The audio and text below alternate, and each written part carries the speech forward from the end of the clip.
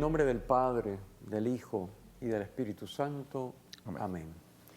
Dios nuestro, cuida a tu familia con incansable bondad.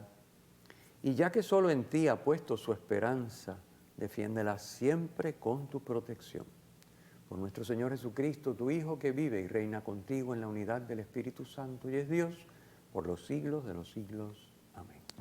Bienvenidos a Saboreando la Palabra. Hoy estamos comentando las lecturas del quinto domingo del tiempo ordinario, ciclo C. Y nos acompaña nuestro hermano Irán Díaz, administrador del Santuario de Nuestra Señora de la Providencia en Cupey. Bienvenido, Irán. Muchas gracias, Padre, y con la satisfacción de decirle, ¿verdad? Que ya hemos tenido peregrinos que han ido a nuestra capilla en el santuario a hacer la lección divina. Así que le damos el espacio. Ha sido bien interesante y invitamos a toda la audiencia que luego de escuchar las reflexiones del programa, que sepan que pueden pasar por el santuario, a la capilla o a alguno de los terrenos a degustar, a saborear la palabra. Muy bien, muy bien, muy bien. Pues sí, anímense. Y bueno, si algún día no pueden ir al santuario, no importa, en su casa, pero si pueden ir al santuario, pues obviamente. Qué bueno, qué bueno. Y que somos, exactamente, somos un lugar especial para ese tipo de reflexión. No, claro, por supuesto, por supuesto. Siempre que uno puede ir a un lugar así que está dedicado a la oración, en este caso dedicado a la Virgen, pues imagínense. Pero la lección hay que hacerla todos los días. Todos los días hay que hacerla con las lecturas, es lo que yo siempre recomiendo. Uno puede hacer con lo que quiera, pero yo recomiendo con las lecturas que la iglesia tiene puesto para ese día, porque ya la iglesia se ha tomado la molestia de analizar y de programar una lectura para cada día. Entonces no tiene sentido abrir aquello, un disparo al aire, a ver dónde cae. No. Uno va y busca la lectura de ese día y además que va con el ciclo litúrgico y estás en lo que la iglesia está celebrando en ese momento, porque si no uno está leyendo, ¿sabe Dios qué? A lo mejor el nacimiento del niño y estamos en Viernes Santo y entonces no, ese tipo de cosas no cuadra. Bueno, así que nada, esto con relación a la lección. Gracias por esa buena noticia, Irán. Me encanta escuchar eso y que se hayan animado las personas, nuestros televidentes. Esa es la idea, Bueno, hoy estamos comentando la lectura del domingo quinto y el domingo quinto es la vocación. Jesús que llama a sus primeros discípulos. Es lo que vamos a leer en el Evangelio de San Lucas, capítulo 5. Y ya la primera lectura de Isaías 6 nos está dirigiendo la mirada a lo que es la llamada que Dios hace, la vocación, lo que llamamos vocación, aunque vocación es cualquier llamada a todo, porque la persona, vocación no es solamente al sacerdocio, ni al episcopado, la vocación es una llamada que Dios te hace y todo el mundo tiene vocación, todos tenemos vocación. O sea, hay vocación incluso al celibato, hay vocación a la vida consagrada, hay vocación al sacerdocio, vocación al matrimonio, hay vocación a la vida religiosa, hay montones de cosas. Según lo que Dios te da y lo que la llamada que Él pone en tu corazón, tú vas haciendo un discernimiento y tú dices, pues mira, yo con estos talentos y estas cosas, yo lo que debería hacer es producir tal cosa que le haría un bien a la humanidad. Pues mira, eso es una vocación porque Dios te ha dado el talento, la energía, las capacidades y probablemente el dinero y pues vamos. Entonces son vocaciones, aunque tradicionalmente cuando hablamos de vocación siempre pensamos la vida religiosa y sacerdocio, pero Dios llama a todo el mundo, o sea, Dios no nos crea sin un propósito. Luego entonces tiene que haber una vocación, hay llamado. Pero bueno, en este caso estamos hablando de la vocación específica de los primeros apóstoles llamados para ser miembros del colegio de los 12 apóstoles, que es lo que encontramos en el Evangelio y es lo que queda prefigurado por la llamada, la vocación de Isaías en la primera lectura. Imagínense, estamos hablando del año 739 a.C., hace un tiempito de esto, hace un tiempito, unos cuantos miles de años de que Isaías fue llamado y claro, nos resalta, nos llama la atención, ¿verdad? O por lo menos quiero yo resaltar de la lectura varias cositas, ¿verdad? Por ejemplo, dice la lectura que él está vio al Señor, Isaías ve al Señor en un trono alto y excelso y la orla del manto llena el templo. ¿Qué nos está diciendo? Bueno, el Señor está llamándolo, el que está en el trono es el que tiene autoridad.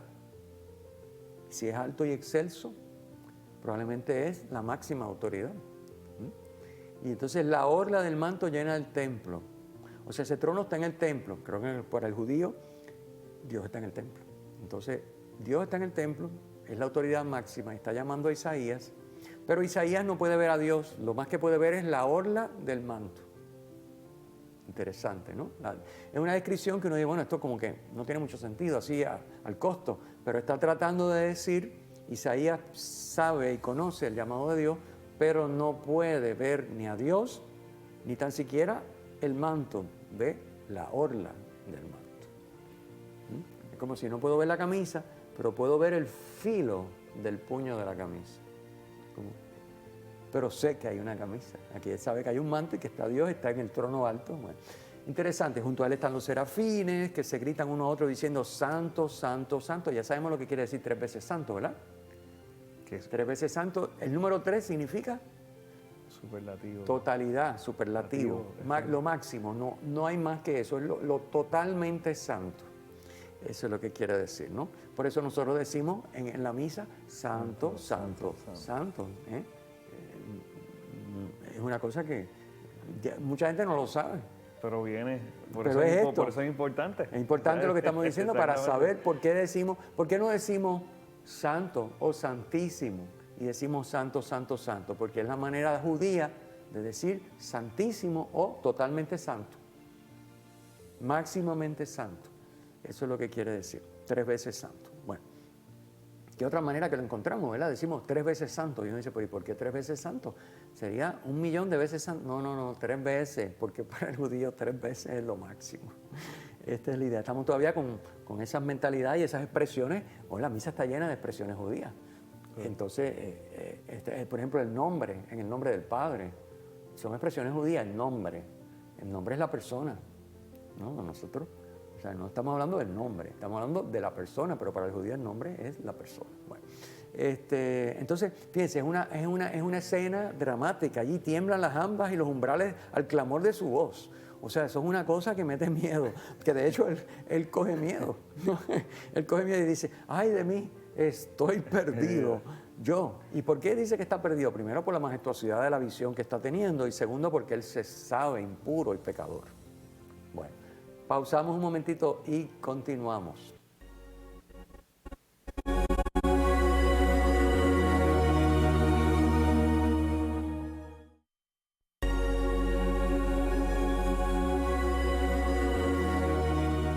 De regreso a Saboreando la Palabra, comentando las lecturas del 5º domingo de tiempo ordinario ciclo C con nuestro hermano Irán Díaz. Nos paró la pausa en el momento preciso en que estábamos en el templo con Isaías ante una visión sobrecogedora de una majestad increíble, el templo vibrando y temblando a la voz de Dios, y él se da cuenta de que eso es una cosa que le sobrepasa y dice, estoy liquidado. Y en adición a eso, cuando describe a los ángeles, tienen 3 pares de alas, o sea, uno se tapa la cara, otro los pies, y otro... O sea, él estaba... bueno, a cualquiera de nosotros vemos una cosa como esa. Es como la transfiguración, el Tabor, ¿no? O sea, uno ve una cosa como esa y uno se queda en shock. Bueno, pues eso es lo que le está pasando a Isaías. Entonces, él, ante la majestad de Dios y la majestuosidad de la experiencia, cobra conciencia. Fíjense qué importante esto. Cobra conciencia de su indignidad. Por eso, vamos a traerlo a hoy. Por eso, cuando yo entro y salgo de la misa, como que aquí no pasa nada, porque yo lo que vine fue a coger misa y comunión. No me dejo impresionar por la majestuosidad de la presencia real, sacramental, en la Eucaristía. Y hay muchas presencias, lo hemos dicho otras veces, está en su palabra, en la Escritura, está en el ministro que preside, está Cristo, en la asamblea está Cristo. Yo tendría que preguntarme, ¿cuántas veces voy yo a misa consciente de que en la asamblea, en el sacerdote que preside, en la palabra, en la Eucaristía, está Cristo? ¿Y cómo reacciono yo ante esa presencia de Cristo, que es una presencia humilde, pero que no le quita su majestad y su omnipotencia? Entonces, miren cómo reacciona Isaías. Isaías. La pregunta es, ¿cómo reacciono yo? ¿Cobro conciencia de mi indignidad? O me puedo dar el lujo de llegar para el Evangelio y ya pasó el acto penitencial y no pedí perdón porque total, si lo que yo hago es lo mismo de siempre y todo el mundo lo hace. Porque es que estamos viendo mucho eso. Peligro, peligro. Porque, vamos a decir, diluye, neutraliza el efecto que tiene en mí y mi disposición hacia la celebración neutraliza el efecto que tiene sobre mí. Si yo no me preparo para encontrarme con la majestad de Dios, su omnipotencia, su amor humilde pero omnipotente, y no me preparo interiormente, y no hago oración antes de acudir a la misa, y cuando llego allí no visito al Santísimo, no hago una oración ante el Santísimo, no hago una buena genuflexión, me pongo a chancharear con todas las personas que andan por allí, a hacer visitas y cosas, y no saco ni tan siquiera 5 minutos, que uno necesita centrarse en lo que va a pasar. Llego tarde, es decir, ¿y cómo espero tener yo una experiencia de Dios en la misa? Por eso es lo que estoy loco porque se acabe, porque estoy cansado ya de... No, y esta descripción de esta primera lectura lleva a uno a 3 etapas interesantes. Primero, estar consciente de la majestuosidad de Dios. Y cuando uno llega a esa conciencia, es que uno, como usted pasa a la segunda etapa, se da cuenta de la indignidad. Y cuando uno se da cuenta y se percata de la indignidad y dice, espérate, yo me tengo que ir de aquí, es ahí cuando te hace el llamado. Entonces, es una lógica que uno no puede entender. Cuando más indigno me siento, porque pienso, espérate, estoy consciente de lo que está frente a mí. Yo no debería estar ni aquí. Y de repente dice, no te vayas. A ti es al que yo quiero. No importa cómo tú estés, te quiero a ti.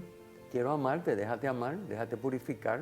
Que es lo que hace, ¿verdad? De una manera muy gráfica, ¿no? Uno de los seres de fuego vuela hacia Isaías con un ascua en la mano y se la pone en los labios para purificarlo.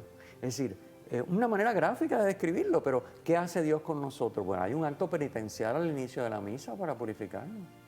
Hay confesión sacramental disponible normalmente en una parroquia, por lo menos la mía la hay, antes de las misas, y además en otros momentos. Correcto. Que uno puede ir y hacer una cita con el sacerdote o un horario de confesión y aprovechar. Es decir, no estamos obligados a vivir permanentemente en pecado, al contrario, eso ofende a Dios. Una cosa es que uno peque, pero uno tiene que levantarse y confesarse y seguir para adelante. No podemos quedarnos ahí porque como, total, sí que... No, y entonces voy a misa y no comulgo, o peor aún, comulgo. No, pues señores, ¿qué pasa? Entonces, cuando bregamos de esa manera, pues la misa se convierte en nada. Porque si yo no valoro, como acabamos de decir, este es el ejemplo de la primera lectura, me doy cuenta de la majestad y de la grandiosidad del Dios que tengo frente a mí, que viene a mí humildemente, pero que eso no le quita su grandiosidad, su majestad y su omnipotencia. Si yo no me doy cuenta de eso, no me doy cuenta de mi indignidad. Y si no me doy cuenta de mi indignidad, no voy a reconocer nunca la gratuidad de su amor. Correcto. Porque yo hago lo que hace todo el mundo y yo no soy más malo ni más bueno, yo soy bueno en general, pues yo tengo derecho a que Dios me dé todo lo que me da porque yo no soy malo. No, es que no tenemos derecho a nada. Ni tan siquiera estar en presencia de Dios tenemos derecho. Es que no tenemos derecho a nada, absolutamente nada. Es que tenemos que darnos cuenta de esto.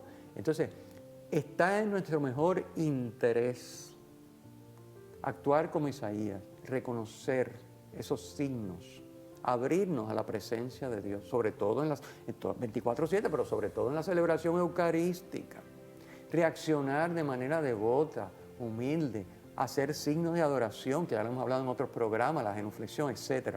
El ponerse de rodillas en la consagración, porque todo eso, ¿tú crees que Dios le hace más o menos que yo me arrodille o no me arrodille? Claro que no. ¿A quién le hace más o menos? A mí, a mí. Correcto. Porque si yo digo que adoro a Dios y no me arrodillo, es como si yo te quiero mucho, pero tú llegas y te ignoro. Tú dices, bueno, pero este está loco o se está burlando de mí. Es porque no hay otra, ¿no? Entonces, es para nosotros, los gestos son para nosotros, para que yo me haga consciente de que estoy ante Dios, de que adoro a Dios, de que me estoy sometiendo a Él, porque ahí está mi salvación, en someterme a Él y a su voluntad. Por eso es que luego nos parece bien no vivir en su voluntad. porque vamos a la misa y ni tan siquiera ahí hacemos su voluntad, que está expresada en las normas de la iglesia para participar correctamente en la misa. Uno comulga de cualquier manera, pone las manos de cualquier manera, abre la boca de cualquier manera, se arrodilla, se para, se sienta, se acuesta. ¿Pero qué es esto? Y lamentablemente estamos viendo mucho de eso. Y hay que insistir, no por Dios, por nosotros. Es decir, por nosotros. Pues a Dios no lo hace más Dios, ni más omnipotente, ni menos omnipotente que tú y yo le manifestemos nuestro amor o nuestra adoración. Es a mí al que me afecta, es a mí. Así que, ojo con esto, vamos a pensarlo y vamos a tomar acción. Regresamos luego de la pausa.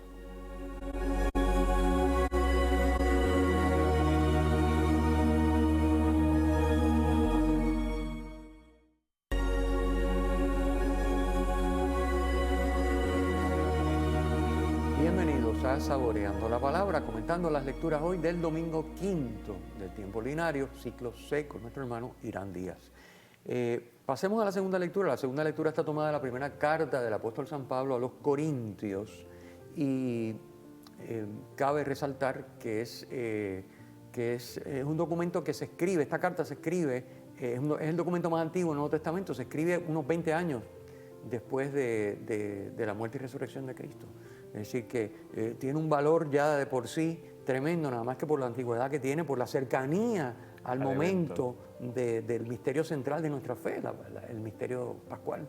Así que, y entonces, obviamente Pablo pues está hablando de la fe, de que, ojo, con no desviarse de lo que yo les anuncié, que es lo que aceptaron, y que él espera que sigan aceptándolo y que no se hayan desviado de eso. Porque dice, de otra manera, perdieron su tiempo y perdí yo el mío. Eso no lo dice, pero se lo podemos añadir perfectamente. Así que, y básicamente resume la fe en esto. Cristo murió por nuestros pecados según las Escrituras. Cristo fue sepultado y resucitó al tercer día según las Escrituras. O sea, no es que lo hizo, es que lo hizo y había estado anunciado por las Escrituras. Se apareció a Cefas y después a los 12, y después se apareció a más de 500 hermanos. Y se apareció también a mí. Ahí él resume lo que para él es el núcleo de esa fe. Es decir, Cristo murió por nuestros pecados, o sea, estamos libres de los pecados por la muerte de Cristo, pero hay que acoger a Cristo en nuestra vida, hay que aceptar a Cristo y hay que vivir en su voluntad. Y yo creo que a los griegos se les hacía difícil el concepto de la resurrección, ¿verdad? Sí. Por eso yo creo que él enfatiza en la resurrección como que, y describe los momentos históricos, porque cuando uno mira, ¿verdad? Pasa 1000 años, 20 años en 1000, o sea, la cercanía es espectacular. Así que como usted dice, ese documento que fue escrito previo a los evangelios, o sea, destaca ese momento de manera muy especial y yo creo que lo podemos apreciar en este domingo. Sí, es interesante cuando uno piensa que este texto es más antiguo que los evangelios. Correcto. Exacto, los evangelios no son lo primero que se escribe, obviamente. Recuerden que la tradición corre por boca primero y luego se va poniendo fragmentos hasta que por fin viene el autor y monta la obra. Entonces, eso no. Esto tiene una cosa tremenda, impresionante. Así que, nada, está expresado y creo que vale la pena pues leer este texto dándole el peso que tiene por la antigüedad y reconociendo que esto no es un invento posterior, que hay gente que dice, no, pero eso de los concilios, los papas, bendito sea Dios. Esto son 20 años después. Lo está diciendo San Pablo, ni siquiera lo está diciendo San Pedro, que fue el primer papa. Se lo está diciendo a los corintios. O sea que si esto no fuera verdad, los corintios lo hubieran dicho, pero eres un embaucador, un embustero, estás diciendo bobería. Cuando les dice esto es porque es verdad. Porque es verdad, porque así fue que se los enseñó y les está diciendo, yo espero que ustedes sigan creyendo lo mismo. ¿Y qué es? Pues esto y esto. O sea, estamos hablando que si esto tiene 20 años después del misterio pascual, cuando él se los transmitió en primer lugar, a lo que hace referencia aquí es anterior a esos 20 años. O sea que esto no es un invento de nadie, esto está así desde el primer momento. Digo yo, porque estas cosas hay que tomarlas y darle el valor y el peso que tienen. Bueno, pasemos al Evangelio, porque el Evangelio tiene muchas cosas hermosas. El Evangelio del capítulo 5, como ya dijimos, es la llamada a los discípulos. Y entonces, obviamente, pasa lo mismo que en la primera lectura. Pasa lo mismo que en la primera lectura. Obviamente ya sabemos que Pedro y sus compañeros son pescadores y obviamente llevan años pescando, no empezaron la semana anterior. Y entonces ya ellos saben a qué hora se pesca, cómo se pesca, por dónde se pesca, todas las cosas lo saben. Entonces salieron y según su conocimiento, no cogieron nada. Desplegaron todas sus facultades, conocimientos, experiencias y estrategias, no cogieron nada. Y entonces, bueno, nada. Después de que Jesús habló desde la barca de Pedro, que también tiene, ya sabemos, su gran significación, la barca de Pedro, la iglesia, Pedro el primer papa, y Jesús habla desde la barca de Pedro. Bueno, entonces, después que termina de hablar, le dice a Pedro, bueno, ya que estamos en la barca, sal y vamos a pescar. Obviamente Jesús sabía que no habían cogido nada. Y Pedro, ¿cómo responde Pedro? Pero Pedro le pudo haber dicho, mira, mi hijo, perdóname, pero aquí el pescador soy yo. Es que es la verdad, lo lógico, ¿no? Aquí el pescador soy yo y ya hicimos todo y hoy los peces se fueron de vacaciones. Hoy no hay nada que coger, así que estamos todos cansados, ya fuimos a pescar una vez, regresamos, recogimos, limpiamos las redes, ya tú hablaste todo lo que querías hablar, estamos agotados, vámonos para casa a descansar. Esa era la lógica respuesta que dice Pedro, dice el texto. Pedro le contestó, maestro, hemos estado bregando toda la noche y no hemos recogido nada. Pero por tu palabra echaré las redes. Es el modelo de cómo debe actuar el cristiano. Nos indica que razón y fe se complementan, pero la razón siempre debe estar supeditada a la fe. La razón llega hasta un punto, pero donde no llega la razón, llega la fe. Porque no podemos aspirar a con nuestra razón comprender y controlar a Dios. Por eso sería un pecado de orgullo y de soberbia tan grande que es imposible. Así que importante este tema. Pedro dice, bueno, a mí esto no me hace lógica, yo sé que esto no funciona y no hay forma de que pueda funcionar, pero yo me fío de ti, eso es fe. Me fío de ti y de tu palabra y te voy a obedecer. Eso es la fe, ese es el contenido de la fe. Me fío de Jesús y por tu palabra. A mí no me parece, a mí tengo la impresión de que eso no funciona. Es más, yo tengo el conocimiento, la experiencia y todo que me dice, no lo hagas. Pero tú me lo dices, yo lo voy a hacer. ¿Ven? Qué tremenda lección, ¿verdad? Y precisamente de las personas que reaccionan de esa manera, son de las personas de las que Dios entonces se vale para actuar como Dios. Por eso es que Jesús se pregunta en el Evangelio en un punto y dice, cuando vuelve el Hijo del Hombre, ¿encontrará fe sobre la tierra? La pregunta que se hace Jesucristo. Como diciendo, señores, si no encontramos fe, si no hay fe, nunca van a poder ver a Dios actuar. Porque es raro el momento en que vamos a ver a Dios actuar según una lógica estricta humana, según nuestras limitaciones. Dios sobrepasa, sus caminos no son nuestros caminos. Como sobrepasa el cielo la tierra, así sobrepasa lo que Dios hace. Bueno, tenemos que despedirnos, qué tremendo, pero vayan a saborear el resto de los comentarios y del texto en pacrired.org, el sitio web de la parroquia Cristo Redentor.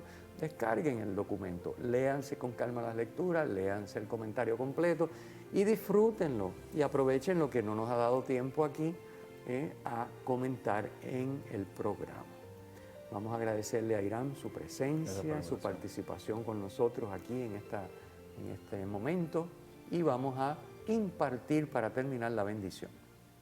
El Señor esté con ustedes. Y con tu espíritu. La bendición de Dios Todopoderoso, Padre, Hijo y Espíritu Santo, descienda sobre ustedes y les acompañe siempre. Amén. Amén.